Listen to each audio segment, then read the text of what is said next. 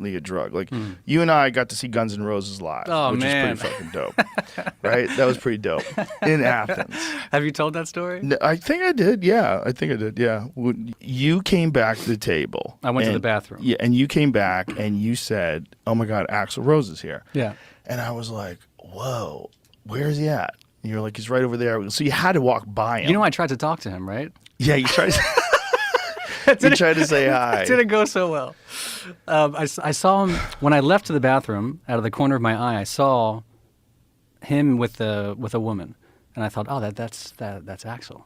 And I went to the bathroom, and I'd had a margarita and a glass of wine because because you peer pressured me into drinking over dinner. Which peer pressure's my fault. Look how I'm responsible for you. You're a grown man. I'm a grown sir. man. So I made the choice to have a glass of wine with dinner. And so I was feeling pretty good. And so I saw him at the table. So on the way back, I'm thinking, I can't not say hi. And so like in my mind, I have like a tuxedo and slicked hair and a martini, asking if, excuse me, Axl, we need to chat. But I think like it's not impossible that I said Mr. Rose, like excuse me, Mr. Rose, and the woman there was like, she didn't even say anything, she just waved me away. And I thought, okay, I mean, I would do the same thing if I were Axl.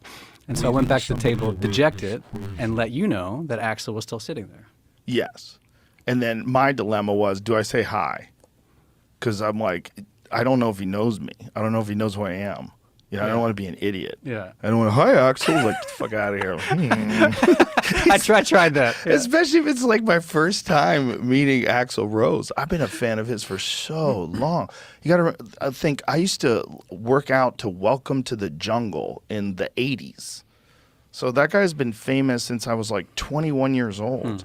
I 22. When did Welcome to the Jungle come out? Appetite for Destruction? Yeah. That's, when was that? 87 or Was 88? it? I think it was 87. I remember very clearly being in the gym the first time I heard it. I was lifting weights at this place. And Welcome to the Jungle. I was like, oh my God, what a fucking song. 87. 1987. Yeah, that makes sense. I remember standing on the pool table of my neighbor, Ryan, down the street and playing with wiffle ball bats and air guitaring Welcome to the Jungle when I was 8. So luckily he knew who I was. Yeah. He actually knew my comedy. He was asking me questions about some jokes, and I loved this bit. And I was like, oh, God. Thank God. Because you went in with confidence, by the way. You forget that part, dude. We walked in, and like I did the wrong thing, and you walked in with total confidence, and you stuck your arm into the booth and said hi. Like you didn't give him a chance not to say hi. I did. Is that what I did? You were I was drunk too.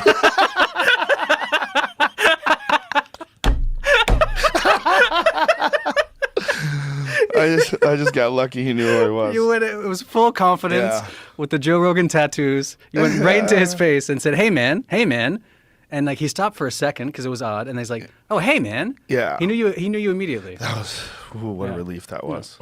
Because you don't know. You don't know if someone fucks with you. Yeah. You know, it's weird. It's weird to like assume that this very famous person knows who you are. He was super cool. He was very cool. And he asked what you were doing there. Yeah. And you said, I'm here with my family. And he said, oh, this is your family? Pointing to me. And you're like, no, this is Brian. You're very nice. Like he wrote this thing. He's a writer. And you told him the hypothesis. And Axl, like he gave me the best T-shirt for the book. He's like, okay, cool.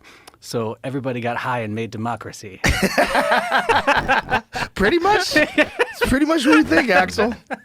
Pretty much. Yeah, and then he invited us to the show, which was super dope.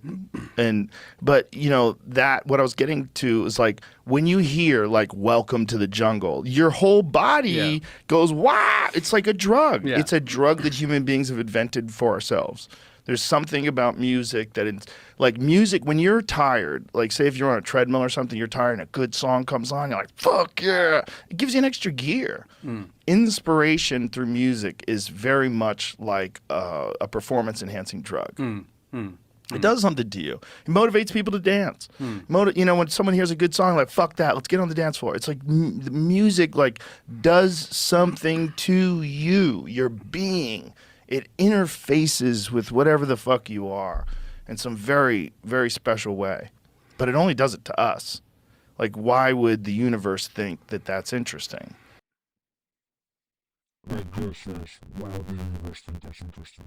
That didn't make any sense, but I hope you guys enjoy that video. Yeah, during the video, while the video was playing, I actually looked up who Axel Roses is. I just found out he's part of Guns N' Roses. I'm that young that I don't know Guns N' Roses aside from their name. I don't know. I don't think I knew any of their songs. I know they're pretty big because they've come to my city a couple of times, and yeah, it shows me so well, so I know they're pretty big. Because I'm guessing they were popping back in like the 80s, 90s, maybe early 2000s. I don't know. I was born in the 90s, so I don't know. But yeah, if you guys want to see more videos like this, let me know and leave some comments and your thoughts on the video, and I'll catch you guys in the next one. Peace. Joe Rogan Podcast, check it out. The Joe Rogan Experience. Train by day, Joe Rogan Podcast by night, all day.